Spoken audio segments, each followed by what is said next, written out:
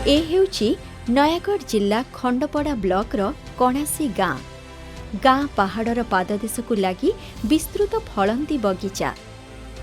बगीचारे फलुछि आंब, पिजुली, लेंबू, ता सहित धाड़ी धाड़ी बारमासी सजना।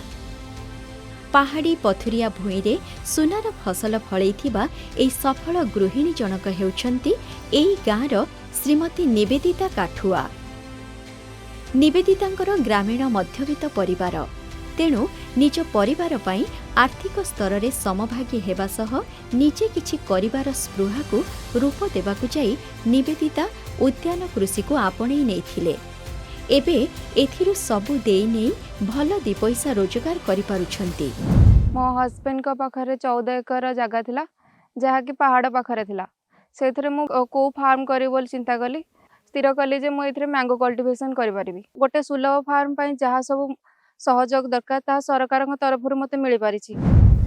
एथिपाई तांकु प्रेरणा देइछि मुख्यमंत्री कृषि उद्योग योजना।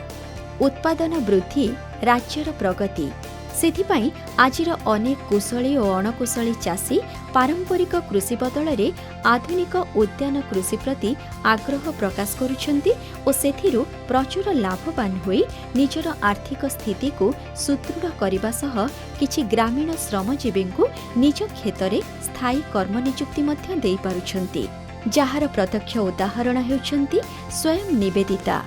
एही मुख्यमंत्री कृषि उद्योग योजना माध्यम रे मु जो फ्रूट कल्टीवेशन करिछि सेथिरे मते 9,56,000 सब्सिडी मिलिछि। वर्ष को 5 रु 6 लाख टंका रोजगार मध्य करि पारुछि। एही सब्सिडी सहायता रे बगीचा को आनिछन्ति विद्युत। बोरिंग सहायता रे करिछन्ति गछ को गछ जल जोगाणर चिरस्थायी बंदोबस्त। बगीचार चारिपटरे स्थायी बाड़ बुलेई दामी फलंती गछ मानकु देइछन्ति गोरु गाईंक ठारु सुरक्षा एवं गछ पई आवश्यक खत सार और औषध। मोटामोटी भावे गछर जत्न बाबदकु कौनसी उणा करिनाहांती निवेदिता। फलपति हेइछि स्वप्न, बाट देखैछि मुख्यमंत्री कृषि उद्योग योजना। समृद्ध करिछि उद्यान कृषि आउ आनिछि निवेदितांक जीवन जीविकारे आर्थिक स्वच्छलता। सेथिलागी मु माननीय मुख्यमंत्री एवं कृषि विभाग एवं एपिकल को धन्यवाद जनाउछि।